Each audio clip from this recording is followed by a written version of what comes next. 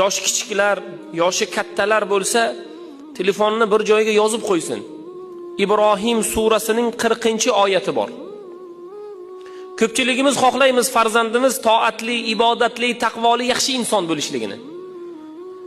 Mana shuni xohlayotgan insonlar Ibrohim surasining 40-oyatini o'qib yursin. Alloh taolo Qur'onda Robbi ja'alni muqimas solati va min zurriyyati robbana va taqabbal du'a degan oyatni Alloh taolo Qur'onda keltirdi.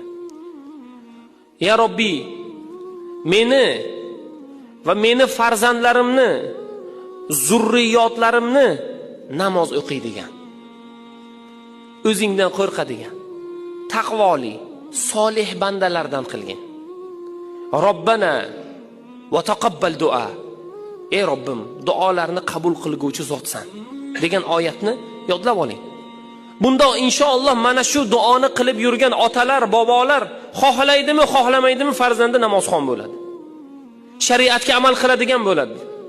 Alloh taolo qarang, Qur'onda payg'ambar sollallohu alayhi va sallamga aytganlaridek, Alloh taolo Qur'onni baxtsiz qilishlik uchun emas, aslida Qur'on bizni baxtli bo'lishligimiz uchun, saodatli bo'lishligimiz uchun, nafaqat dunyoda, oxiratda ham saodatli bo'lishligimiz uchun yaratildi.